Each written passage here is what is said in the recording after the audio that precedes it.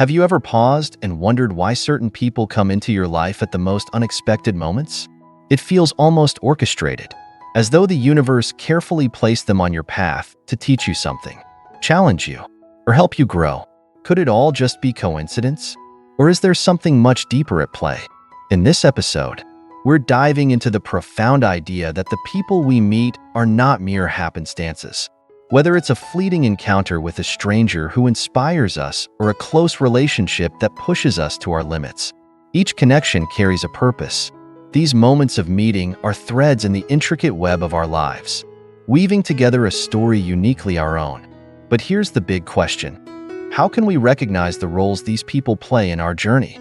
Are they here to help, to hurt, or to teach us something we didn't know we needed to learn? And more importantly, how do we embrace the lessons they bring without losing sight of ourselves?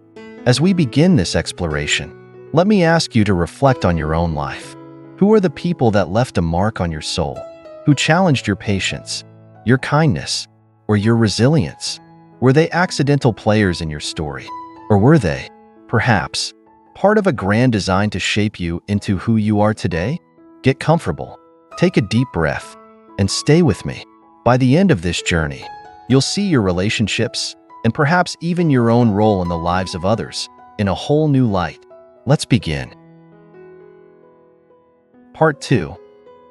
The purpose of every encounter. As we navigate through life, we often overlook the profound role others play in shaping who we are. Imagine for a moment that every single person you meet, whether they stay for years or leave after a brief interaction, is here for a reason. What if their presence in your life is not random, but intentional, like pieces of a puzzle fitting into the larger picture of your destiny? In Buddhist philosophy, the concept of karma and interconnectedness teaches us that our paths are intricately intertwined with those around us. The people who cross your path may not even realize the impact they have on your journey. They might be here to offer wisdom, test your patience, or simply remind you of lessons you've forgotten. Take, for example, the stranger who shows kindness when you least expect it, leaving you inspired to pay it forward, or the colleague who challenges your confidence, forcing you to grow stronger and believe in yourself. These individuals act as mirrors, reflecting parts of yourself you may not have noticed before. But let's not forget those who cause pain, the ones who seem to bring chaos into your life. Are they villains? Or could they also be teachers? From a Buddhist perspective, even the most challenging relationships have value. They reveal your boundaries, test your resilience, and offer an opportunity for growth. Reflect on your own life. Who has been your greatest teacher? Was it someone who supported you in a time of need or someone who pushed you to confront your fears? Recognizing these roles can transform how you view the people around you and, ultimately, how you approach your relationships. Life, as the Buddha taught, is like a flowing river. Each person is a pebble dropped into its waters, creating ripples that expand far beyond what we can see. Some ripples are gentle, soothing our spirits, while others stir the waters, forcing us to confront the storms within. But all of them, every single one, contribute to the beauty of the river's flow. As we move forward, we'll explore how to embrace the lessons brought by these encounters, how to learn, grow, and find peace amidst the chaos. Let's continue this journey together. Part 3. Lessons hidden in the act of forgiveness. Forgiveness, it's a word we hear often, yet its practice remains one of the greatest challenges of human existence. Why is it so hard to let go of the anger, the hurt, and the resentment caused by others? Perhaps because forgiveness is not about condoning their actions, but about liberating ourselves from the chains of our own pain. In the teachings of Buddhism, forgiveness is an act of profound compassion, not just for others, but also for ourselves. It's the understanding that holding on to anger is like carrying a burning coal, intending to throw it at someone else, while it is your hand that gets burned. Forgiveness extinguishes that fire and sets your heart free. Imagine this. A merchant once insulted the Buddha in public, hurling words of disdain in an attempt to provoke a reaction. But the Buddha remained calm, his serene smile never fading. When asked why he did not respond with anger, the Buddha simply said, If someone offers you a gift and you do not accept it, to whom does the gift belong? This story reminds us that forgiveness is not a gift we give to the one who hurt us. It is a gift we give to ourselves. It is an act of self-liberation, an opportunity to shed the weight of bitterness and move forward with a lighter heart. But forgiveness is not always straightforward. There are those who hurt us deeply, sometimes intentionally. The scars they leave can feel impossible to heal. And yet, as the Buddha taught, even those who cause us pain are part of our spiritual journey. They challenge us to grow stronger, to cultivate patience, and to practice compassion in its truest form. Take a moment now to think of someone you've struggled to forgive. What would it mean for you to let go of the resentment you've carried? How would your life change if you could release that emotional burden? Forgiveness does not mean forgetting or excusing harm. It means choosing freedom over suffering. In the next part of our journey, we'll explore how kindness, when given without balance, can become toxic, and how to practice compassion with wisdom. Let's keep going. Part 4. The fine line between kindness and toxic generosity. Kindness is a virtue celebrated across cultures and philosophies. It's the thread that binds humanity, fostering connection and understanding. But what happens when kindness goes unchecked? When it transforms into an act of self-neglect or even self-sacrifice? This is the shadow side of kindness, what some might call toxic generosity. Imagine a tree, majestic and full of life, providing shade and fruit to all who pass beneath it. For years, it offers without question, giving endlessly to meet the needs of others. But one day, its roots weaken, its branches grow bare, and its ability to give diminishes. Why? Because it gave too much without replenishing itself. This metaphor reflects what happens when we pour all our energy into others while ignoring our own needs. In Buddhism, the concept of right action reminds us that generosity must be paired with wisdom. Giving without balance can deplete your resources, physical, emotional, and spiritual, leaving you unable to truly help anyone, including yourself. Let me share a story. A monk named Haru spent his days tirelessly helping others in his village. Whether someone needed advice, money, or a shoulder to cry on, Haru was always there. At first, he felt fulfilled, believing his acts of kindness brought meaning to his life. But over time, he grew weary, his energy waned, and he began to feel invisible, as though his own needs no longer mattered. One day, an elder monk noticed Haru's exhaustion and asked, "Why do you give so much of yourself and ask for nothing in return?" Haru replied, "Because it is my duty to serve others." The elder monk smiled gently and said, "True service comes from a place of balance. You cannot pour from an empty cup." This story is a reminder that kindness, though noble, must be balanced with self-care. Setting boundaries is not selfish, it's necessary. By respecting your own limits, you ensure that your kindness is sustainable, that it comes from a place of abundance rather than depletion. Reflect on your own life. Have you ever found yourself giving so much to others that you forgot about your own well-being? Perhaps you felt obligated to help, fearing that saying no would make you seem less kind. But kindness without balance is not kindness at all. It is self-erasure. As we continue, we'll discuss how to recognize and navigate relationships that may be draining or harmful, and how to cultivate compassion without losing yourself in the process. Stay with me. Part 5. Recognizing and protecting yourself from harmful relationships. Not all relationships are created equal. While some nourish us and help us grow, others drain us, leaving us questioning our self-worth and doubting our abilities. The challenge lies in distinguishing between relationships that uplift us and those that slowly erode our sense of peace. Buddhist teachings remind us of the importance of mindfulness in every aspect of life, including our connections with others. Being mindful allows us to recognize patterns of behavior that may be harmful, whether intentional or not. But how do we know when a relationship has crossed the line from challenging to toxic? Let me share an ancient lesson. There once was a young woman named Hannah who sought guidance from a wise monk. She explained, "I feel restless and uneasy around certain people in my life. They always seem to criticize me. manipulate situations, and create chaos wherever they go. Master, how do I protect my peace? The monk replied, My dear, the first step is to see clearly.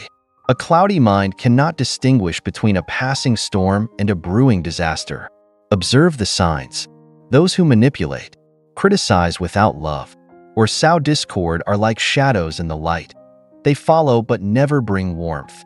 The monk went on to share 5 signs to watch for in relationships. 1. Manipulation. When someone twists reality to serve their own needs, leaving you doubting yourself. 2. Endless criticism. Not the kind that helps you grow, but the kind that chips away at your confidence. 3. Conflict creation. Those who thrive on drama and discord, unsettling the harmony in your life. 4. Control. A relentless need to influence your choices and direct your path. 5. Emotional neglect. A lack of genuine care, where your feelings are disregarded unless they serve a purpose. Remember, the monk continued, protecting your peace does not mean abandoning compassion. It means setting boundaries with wisdom and love. Before distancing yourself from someone, seek to understand them. Are they acting out of their own pain? Can your kindness help heal them? If not, it is okay to let go. Reflect on your own relationships. Are there people in your life who leave you feeling drained or unsettled? Have you struggled to set boundaries, fearing it might seem unkind? Buddhism teaches us that boundaries are acts of compassion, both for ourselves and for others. They allow us to preserve our energy so we can continue to give authentically and meaningfully. In the next part of our journey, we'll explore how cultivating deep, meaningful connections can bring true fulfillment, and how to embrace solitude as an opportunity for self-discovery. Let's continue. Part 6. The power of deep and meaningful connections. In a world that often celebrates popularity and the number of social connections, we can easily fall into the trap of equating the quantity of relationships with their quality. But true fulfillment does not come from the number of friends we have. It comes from the depth and authenticity of our connections. Buddhist teachings remind us that meaningful relationships are like sturdy bridges, built to withstand the weight of life's challenges. These connections, though fewer in number, are rooted in trust, understanding, and mutual growth. They do not demand perfection. Instead, they embrace imperfection as an opportunity for learning and healing. Let me share the story of Aiko, a young artist who felt burdened by loneliness. She often compared her life to others, seeing groups of friends who seemed endlessly happy and connected. Feeling left out, she sought counsel from an elderly monk named Jiro. Aiko, the monk began, would you rather have a forest of weak saplings or a single mighty tree that shelters you from the storm? Puzzled, Aiko replied, I suppose the mighty tree, but wouldn't a forest provide more company? Jiro smiled and said, not all company is nurturing. Some trees are too weak to lean on when the wind howls. The monk continued, true friendship is not about numbers. It is about finding those who see your soul, who celebrate your joys and walk beside you in your pain. A single connection like that is worth more than 1,000 fleeting acquaintances. This wisdom stayed with Aiko, and she began to focus less on the quantity of her relationships and more on their authenticity. She nurtured the bonds that brought her peace and let go of those that caused unease. Over time, she found joy, not in having many friends, but in having a few who truly mattered. The lesson here is simple. Life is not a popularity contest. The connections we treasure should reflect our values, support our growth, and honor our need for peace. It is better to have one friend who truly understands you than a crowd that merely fills the silence. But what about solitude? What if you find yourself alone, with no one to lean on? Solitude, too, holds its own sacred gifts. In the quiet, we meet ourselves. We discover passions we've neglected, dreams we've forgotten, and a strength we didn't know we possessed. The monk Jiro shared this final thought with Aiko. When you embrace solitude, you become your own greatest ally. You learn to enjoy your own company, to create peace within yourself. And from that peace, you will attract connections that mirror the harmony you've cultivated. Take a moment to reflect on your own relationships. Are you nurturing connections that bring meaning to your life? Are you comfortable in your own solitude? Or do you fill it with noise to avoid the silence? By choosing depth over breadth, and by embracing the stillness of solitude, you can build a foundation of inner peace and authentic connection. In the final section of this journey, we'll bring all these lessons together, exploring how to live with balance, compassion, and a renewed perspective on the relationships that shape our lives. Let's continue. Part 7. Living in harmony with life's relationships. As we draw near the end of this journey, let us reflect on what we've discovered about the people who cross our paths and the roles they play in shaping our lives. Whether they bring joy, challenge, or growth, each encounter offers a lesson, a thread woven into the fabric of our existence. Buddhism teaches us that life is an interconnected web of actions, choices, and relationships. The people we meet are reflections of our karma, guiding us through lessons we are meant to learn. But how do we live harmoniously within this web, balancing compassion for others with care for ourselves? First, embrace the concept of balance. The Buddha often spoke of the middle way, a path that avoids extremes and fosters harmony. In relationships, this means giving with an open heart, but not at the expense of your well-being. It means forgiving, but not forgetting the lessons learned. It means being kind, but setting boundaries to protect your peace. Let's revisit some of the key lessons from our exploration. 1. Every person has a purpose, whether they stay for a moment or a lifetime. Their presence serves a role in your journey. Recognize the value of these connections, even if they challenge or hurt you. 2. Forgiveness is freedom. Releasing anger and resentment is not a gift to others, but a liberation for your soul. Forgive to find peace, not to excuse harm. 3. Kindness needs wisdom. Be generous, but do not neglect your own needs. Setting boundaries is an act of self-love that allows your kindness to remain sustainable and authentic. 4. Beware of toxic relationships.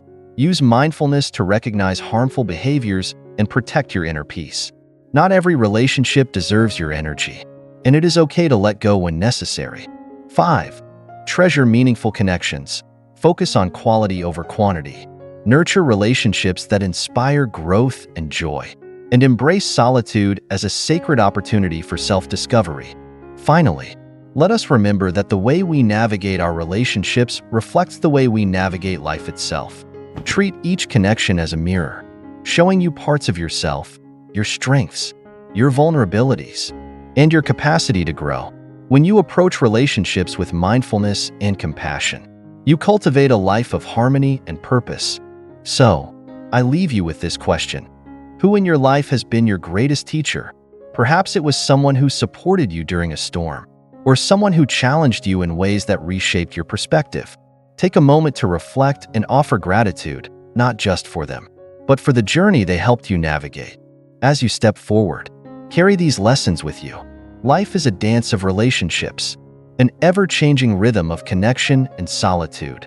Embrace the flow, honor the people who cross your path, and most importantly, cherish the person you are becoming through it all. Thank you for joining me on this journey. May your path be filled with peace, wisdom, and the courage to embrace every encounter with an open heart.